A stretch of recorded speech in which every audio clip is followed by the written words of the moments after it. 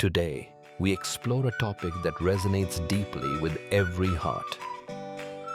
The profound mystery of liberation from our sufferings, pains, and sorrows.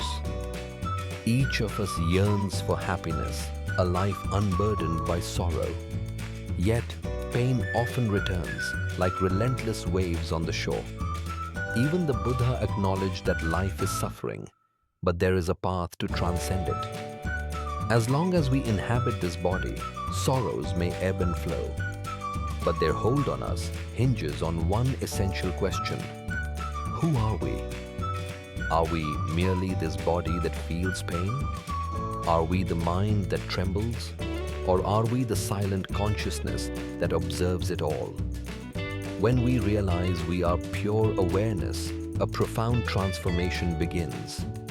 The storms of life may rage on, yet within us a stillness awakens. A peace untouched by time or circumstance emerges. Living in this awareness is the essence of true liberation. It's about rising above attachment, seeing joys and sorrows as fleeting clouds. This marks the beginning of our freedom.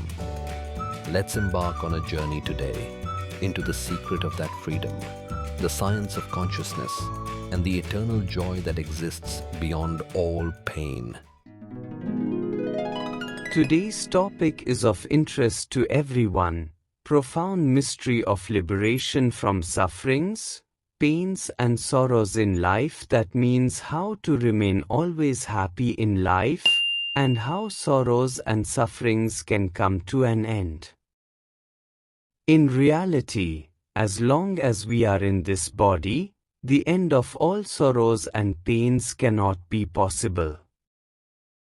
Sorrows will end and then will come back again. They will end again and come again. Mahatma Buddha has said in very simple words that life is sorrow and suffering. There is no doubt in this. But there is also a way to remove this sorrow. He did not say that the removal of sorrow is forever. He only said that there is a way to remove sorrow and pain. There is a method. But as long as we are in this world, in this illusion, as long as we are alive, as long as our breath is moving, sorrows will keep coming and going. But if we understand from where the sorrows and sufferings come, then living in this world will become very easy for us. As long as our breath is going on, pains and sorrows will come. If we know the method to remove them, then enduring suffering will become easier for us. Sorrows cannot be completely erased. God has made life in this way. If we see our life, it becomes very clear that there are physical sorrows and pains. No matter how much you take care of your body, from time to time the body gives pain. Where we work, where our business is, no matter how fine we are, no matter how good our conduct is, no matter how skilled we are, some or the other obstacle always comes in our work. In our family, with our wife, with our children, no matter how well we behave, all of us have the experience that suffering and sorrow comes in some form or the other. No matter how much we think about it, it seems there is no fault of ours. Sometimes it even becomes very clear that right now there is no fault of ours, yet sorrows keep coming. With our friends, with our relatives, there is always some exchange of suffering and sorrow. So, the question arises, how can we reduce these sorrows and sufferings? First of all, remove this thought from your mind that sorrows, sufferings and pains can be completely removed. That is impossible. Those can surely be reduced, can be understood, and one can keep oneself away from sorrows, sufferings and pains in such a way that you do not even feel their presence. But as you come closer, the feeling of sorrow will again begin to arise. If this is understood in deep detail, we can all reach the conclusion that sorrow, sufferings and pain itself is our life. Why is sorrow life? Because we are fully attached to life, fully related to it. Whomever a person is attached to, related to, from there he surely receives sorrow. Because sorrow is coming from another source, over which you have no control. So as long as you remain related or attached to anyone in life, sorrow will surely come to you. And without being attached you cannot remain, because God has made the world in such a way. You live with your children. If their health is not fine, if they keep making mistakes in their studies, since they are your children and you are fully related to them, you will try to correct them. Whether they improve or not, but you will surely have suffering and sorrow from it. This means sorrows cannot be completely removed. You have a body. You eat on time, you eat well, you walk, you take care of your health, yet you see that the body continues to give you some or the other pain. Because you are so attached to the body, if the body gives pain, then you will feel pain. Here the real understanding is this: when I say that you will have sorrow, then who are you inside your body? Are you the mind? Are you the body? Who are you? If you go into its depth, you will come to know that within your mind and within your body there is a consciousness. The body feels pain, the mind faces disturbances, but in reality who is the one feeling sorrow? It appears as if the body is suffering, it appears as if the mind is troubled, but if you study it deeply you will clearly realize that sorrow is felt only by the consciousness, only the self-consciousness is being affected. When consciousness leaves the body, then sorrows and sufferings do not affect you anymore. The meaning of consciousness leaving is that it has abandoned the body, and when that happens, the tendencies of the mind and the tendencies of the body cannot affect you. In another way, understand it like this: when you have already left the world, then why should consciousness be affected? It will not be affected at all. So here it is very important to understand that you are only consciousness. If you move with the understanding that I am only pure consciousness, then many of the sorrows and sufferings in your life will be removed. But while living in the body, while living in the mind, to truly hold this understanding that I am only consciousness may sound very simple to say, but in reality it is not that simple. If you are able to make it simple, then there will be no problem left in your life. Now let us see the other side of this. Whatever happens in your life, the first thing that gets affected is your mind. Someone interacts with you, and if the behavior is not good, then your mind will be affected.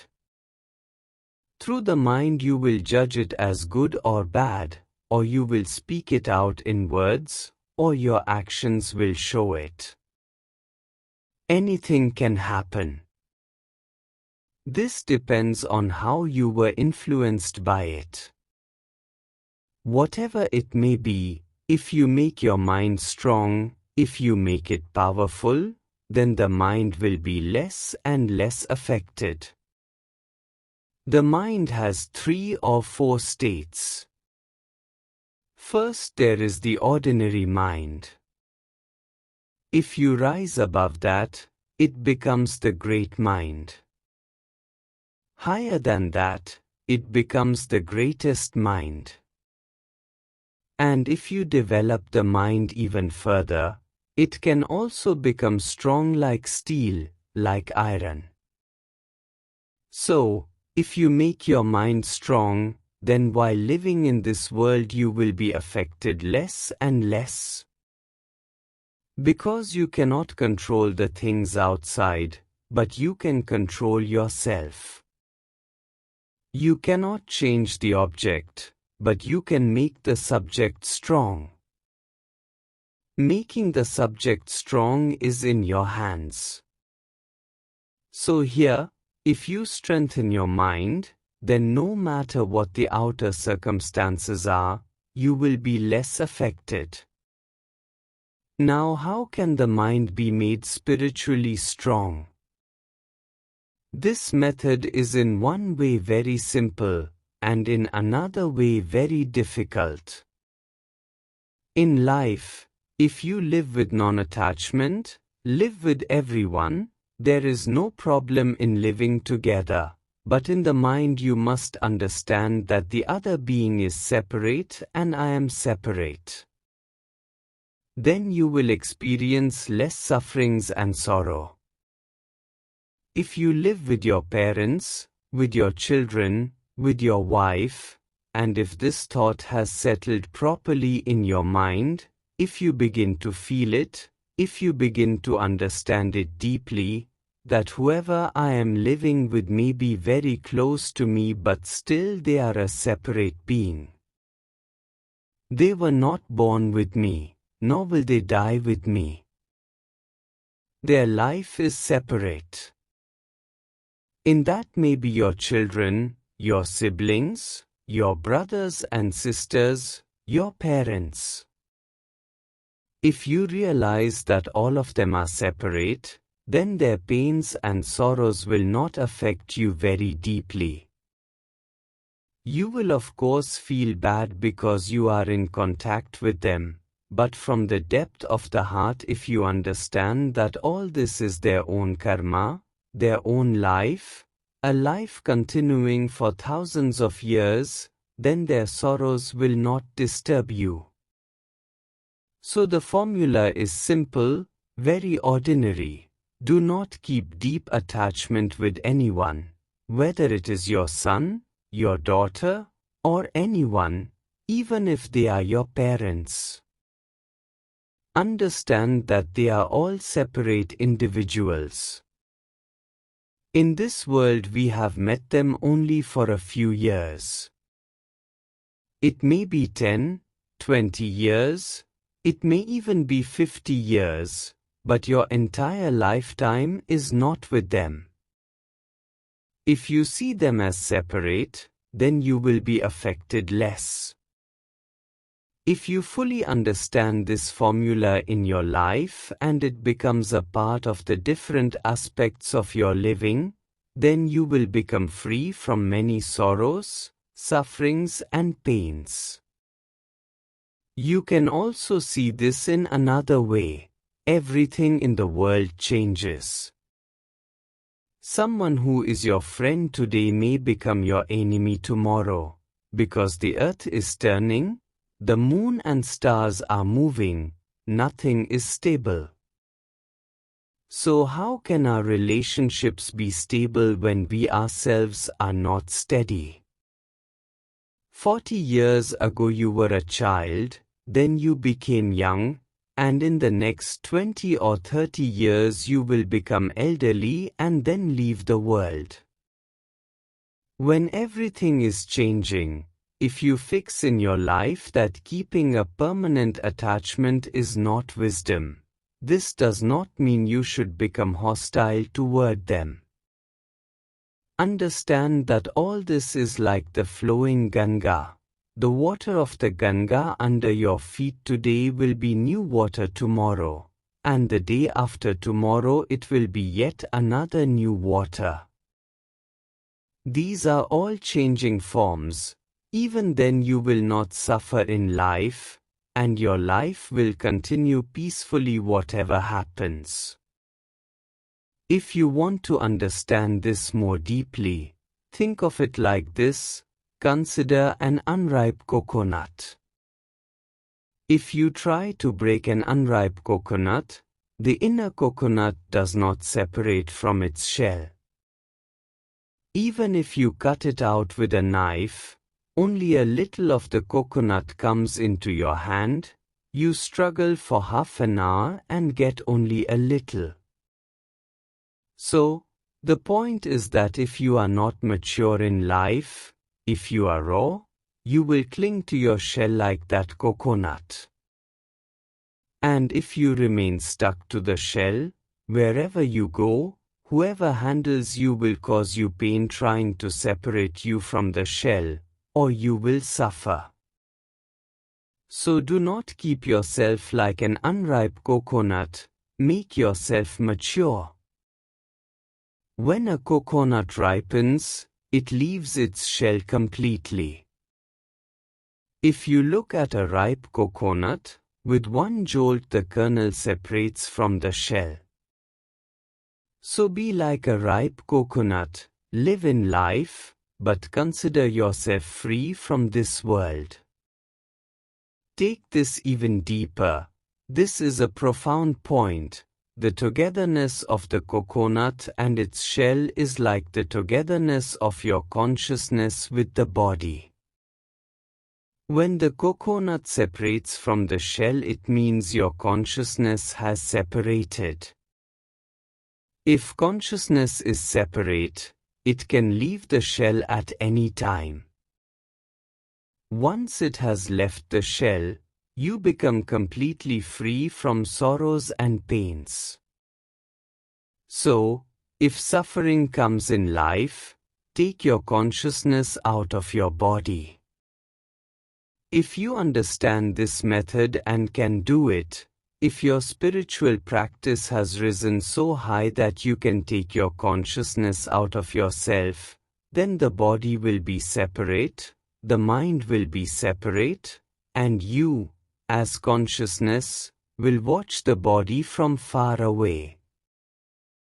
When the body becomes well again, when relationships are healed, then bring the consciousness back into the body. If you know this art, then you can be free from sorrow, pain and suffering at any time. Whenever you see that by your efforts the sorrow is not going away, relationships are not improving, nothing is changing, then take your consciousness out of your body and let it move into the universe. Let it wander there. This world is very temporary. After a little while the situation will settle, then bring your consciousness back into the body. In this way, your sorrow and sufferings will be removed.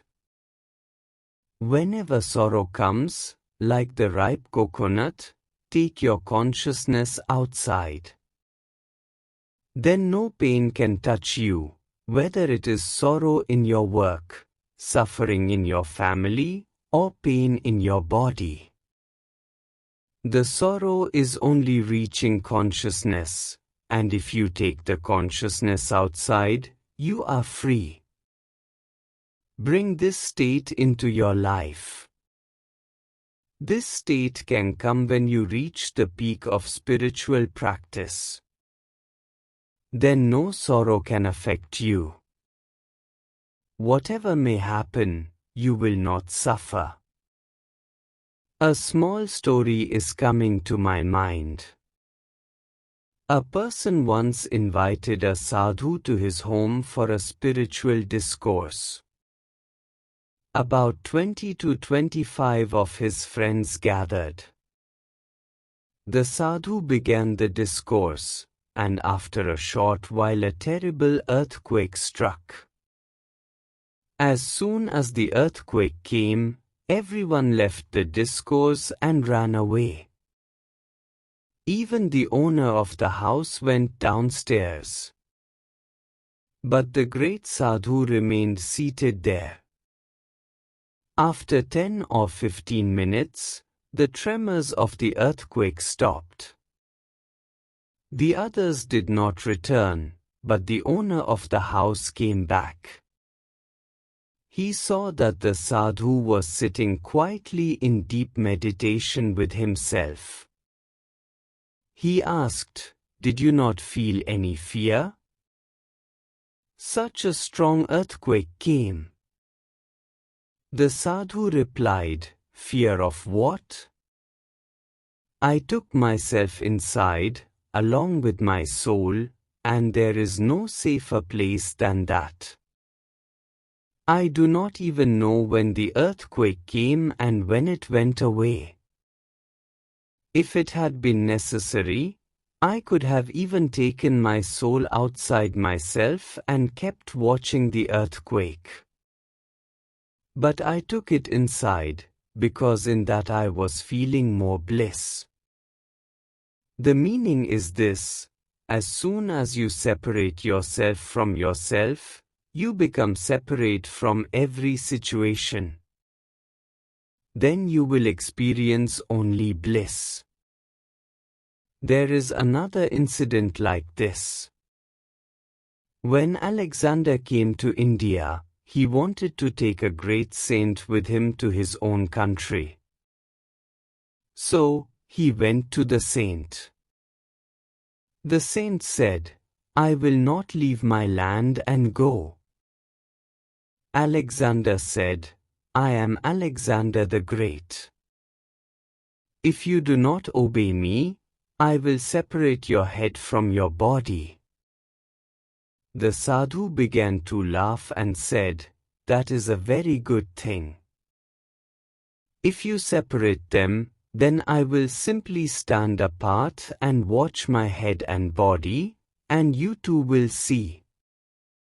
It will make no difference to me. Even now I keep myself separate from my body." Alexander could not understand this, but in reality, that saint was of the highest order. He could at any time take his soul out of his body. For him, living or dying was the same. So, when a person reaches such a state, he cannot have any sorrow in life. He is separate from sorrow, sufferings and pains. Because sorrows exist only as long as your consciousness is tied to your body. Once you separate consciousness, then what sorrow can remain? You have the example of Guru Tegh Bahadur, the Sikh Guru whose Gurudwara is in Delhi at Sisganj. When Aurangzeb tried to kill him because Aurangzeb wanted all the Pandits of Kashmir to become Muslims, and if they did not, he would force them, the great saint of that time was Tegh Bahadur. Aurangzeb said he would kill him. When this reached his son Guru Gobind, whose name then was Govind Das, he told his father that there is no greater saint in this world than you at this time, so offer yourself as a sacrifice. Guru Tegh Bahadur agreed. In Chandani Chowk he bowed his head and told the executioner, "Cut it off, brother." The executioner was astonished. Guru Tegh Bahadur spoke smilingly, as if one were cutting a carrot or a radish. He said, it makes no difference to me. I daily take my power, my life force, out of myself. You can cut me, I will feel no pain, because my head will be separated from the body.